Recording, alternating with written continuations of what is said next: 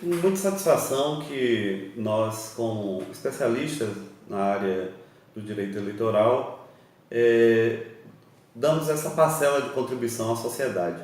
É muito importante, não é, que, nesse momento em que se busca legalidade, transparência, que a participação popular se efetive nas eleições de 2018 com essas observações. Como de costume, já é o costume do Brasil, sempre que de uma eleição para outra se ter um conjunto de modificações das regras do processo eleitoral. Em 2018, em que teremos aí eleições desde deputados estaduais até presidente da República, ocupando aí diversas cadeiras e que elegendo pessoas que vão decidir o futuro, né, do Brasil, que vão gerir e fazer a nova legislação em atenção ao anseio popular, é mais do que importante que nós, né, tanto as pessoas que militam na área jurídica, como também todo cidadão e principalmente os pré-candidatos, né, a esses cargos, que tenham conhecimento sobre essa legislação. A legislação sofreu, ao final de 2017, precisamente em setembro e outubro, uma modificação singela para esse processo eleitoral. Duas leis foram aprovadas, né? E foram aprovadas em 2017 porque o direito eleitoral tem que observar o que a gente chama de princípio de anuidade. Não é? Ele tem que, a lei só pode valer, né, se ela for promulgada, sancionada, um ano antes do pleito eleitoral. Para que isso? Para que toda a sociedade tome conhecimento dela, inclusive os próprios candidatos, se adequem a essa nova legislação e tenham aí esse tempo para fazer isso. Bom, então, duas leis essencialmente trouxeram profundas modificações na legislação. Quais foram? Uma é a 3.487 de 2017, que trouxe uma coisa espetacular, atendendo ao anseio de toda a população. Ela extinguiu o horário de propaganda partidária no rádio e televisão. Aquela propaganda que todos os partidos faziam, não é? No horário nobre, não é? E era gratuitamente aos partidos. A partir de 2018 isso não existe mais. Os partidos não terão mais essa oportunidade de falar, independente de ano de eleição, para a população por meio da televisão. Então, o partido justamente se inovando, né, para que os partidos busquem a outra forma de participação, né, seja pela internet, seja pelo contato direto, por suas representações. E a outra questão é que essa lei também extinguiu as coligações para as eleições proporcionais, não é? Essa regra ainda não vai valer nessa eleição, então esse ano ainda haverá coligações, mas a partir de 2020, nas eleições de prefeito e vereadores, essa regra já valerá. Então, para a eleição proporcional de vereadores, em 2020 não mais existirão as coligações.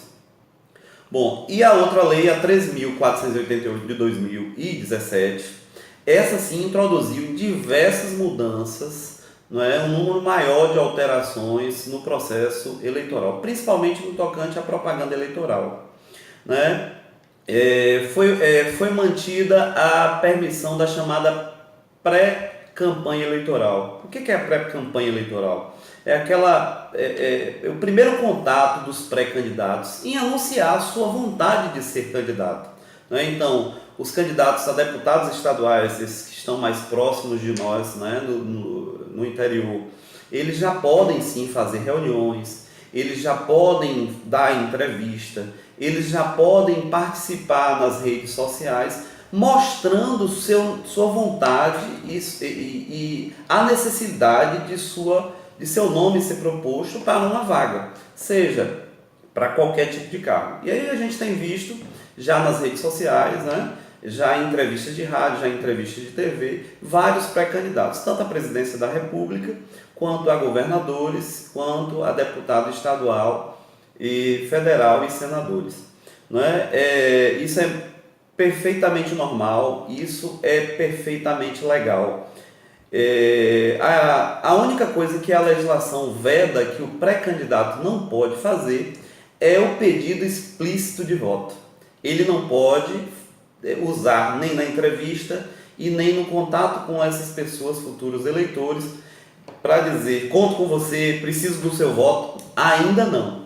O pré-candidato apenas pode demonstrar a sua vontade de ser candidato e demonstrar o que levou ele a tomar essa decisão. E até falar a nível de propostas, né? De forma geral, das pretensões de sua futura candidatura. Ainda sobre a propaganda eleitoral, a legislação também foi modificada em 2 pontos essenciais. O primeiro, né, somente pela primeira vez a lei trouxe a especificação da limitação de propaganda. Né? Ela especificou o seguinte, que somente serão aceitas as formas de propaganda descritas com especificidade em lei, ou seja, somente aquela propaganda que a lei descrever como possível de utilização é que realmente vai ser possível de utilizada pelo candidato. Porque antes, como se tinha uma regra aí do direito civil, que muitos tribunais entendiam, porque a lei não especificou, ou porque a lei não proibiu isso, então isso seria permitido. Dessa vez não, só especificamente o que a lei dizer que é propaganda. E aí você tem uma restrição, principalmente sobre os bens particulares. Né? A gente já viu na eleição passada que foi proibido a utilização e delimitou-se o tamanho dos adesivos em carros.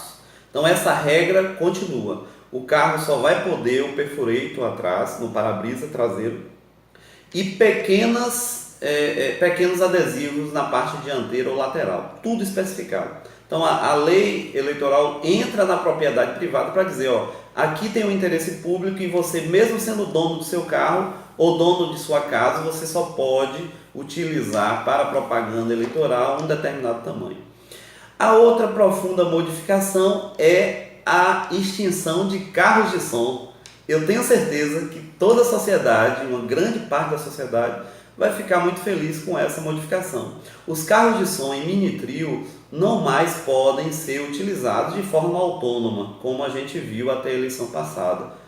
Mesmo em lugares que a gente conseguiu, né, por acordo das coligações e dos candidatos na eleição passada, limitar o uso, ainda é um tipo de poluição sonora e desagrada boa parte do eleitorado. Então, pensando nisso, o legislador restringiu. Essa regra absoluta não. Existe uma única exceção para a utilização de mini trio ou carro de som. Apenas em caminhadas ou carreatas ou no comício. E desde que o candidato esteja presente. Então, se o candidato faz a carreata ou a caminhada e está ali no transcurso, ele pode utilizar o carro de som. Certo? Então, essas modificações são de extrema importância. A outra questão é que se permitiu o uso de propaganda via internet, inclusive o impulsionamento disto, desde que não seja pago. Então o candidato não vai continuar podendo pagar pela propaganda na internet. Ela tem que ser gratuita e ainda é possível o impulsionamento. Assim como ele pode estabelecer sites, né, desde que ele não pague pessoas ou não façam, né, aquele tipo de robôs, aqueles programas que fiquem disseminando isso. Isso, se for descoberto, realmente ele sofrerá. Existe também uma preocupação do TSE, assim como todas as pessoas envoltas no processo eleitoral, de tentar coibir a questão do fake news, não é? E o TSE, independentemente da legislação que já foi aprovada no Congresso Nacional, que já está em vigor, o TSE tem o poder de determinar, através de resoluções, outras medidas complementares. Tá? Então está se trabalhando, existe uma equipe técnica hoje envolvida com essa questão de como coibir o fake news e como penalizar as pessoas que utilizem dessa regra, desse meio ruim de propaganda negativa de outras pessoas. Por fim, houve também muitos avanços na eleição passada em relação à prestação de contas e a forma de arrecadação pelos candidatos e utilização dos recursos para a campanha. A gente observou já na eleição passada de prefeito e vereadores que foi limitado o quantitativo de dinheiro que os candidatos podiam utilizar. Essa regra foi mantida, então, mais uma vez, a legislação especificou e o TSE vai regulamentar e já está regulamentando através das resoluções o limite de gasto de campanha. Então, para o presidente tem um limite de gasto, o candidato só pode gastar o máximo do valor, assim como para os deputados, senadores e governador. Isso está especificado e o candidato que extrapolar esse limite de gasto vai ser penalizado e pode sofrer as sanções, inclusive da rejeição de contas, né, da prestação mal feita, do não respeito ao limite, sem justificativa, e inclusive a cassação do seu registro e, consequentemente, a perda do mandato, se assim já o estiver.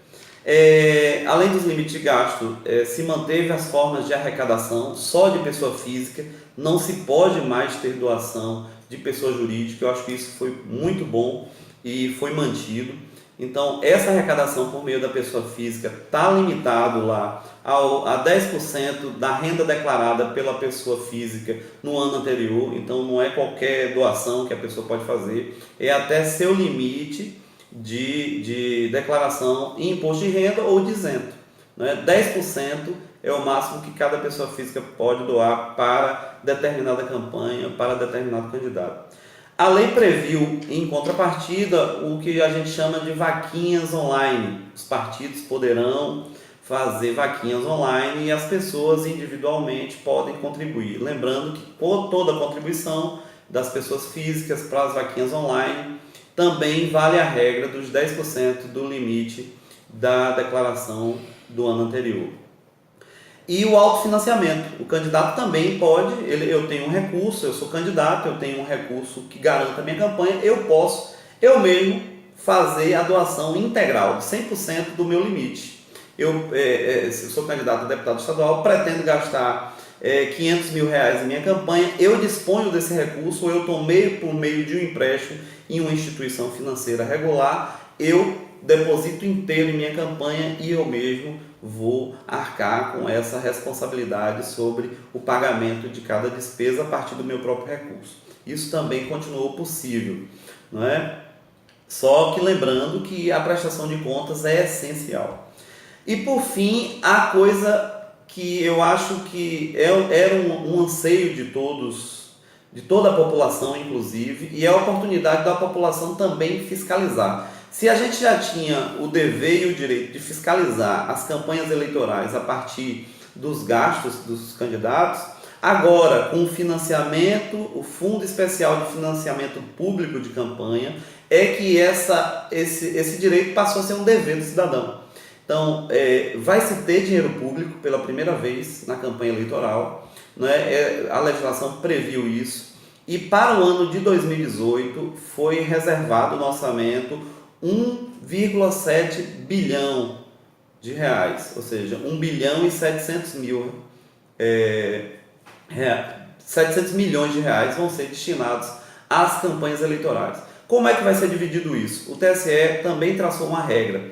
2% desse valor vai ser distribuído para todos os partidos de forma igualitária, enquanto que os demais, né, valores vai ser por cada cadeira. Né, por quanto mais deputados, né, tem o partido, ele vai receber uma parcela maior dessa contribuição.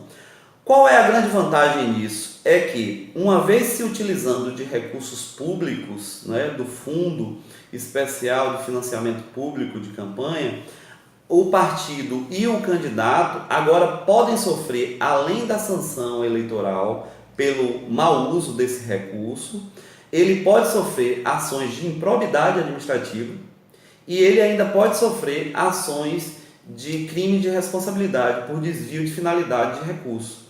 Então, aumenta, né, mais poderes, mais responsabilidades. Eu acho que é importante, sim, o financiamento público. Eu sou um dos defensores que eu acredito que toda a campanha deveria ser financiada realmente com recurso público. Por quê? Porque aumenta o poder de fiscalização do Estado, para a campanha eleitoral, bem assim aumenta a responsabilidade, tanto civil quanto criminal, de cada candidato. Então as pessoas vão ter mais zelo com a prestação de contas. Por fim, destaco que diante desse processo eleitoral extremamente estabelecido pela lei como regra absoluta, é importante a figura do advogado.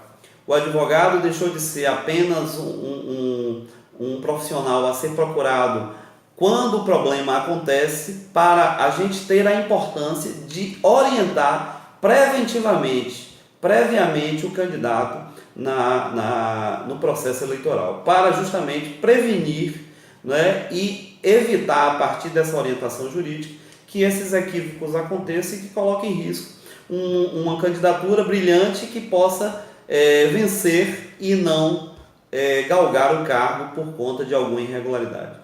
Então essas observações foram feitas, eu agradeço a oportunidade e me coloco à disposição para demais esclarecimentos que sejam necessários. Obrigado.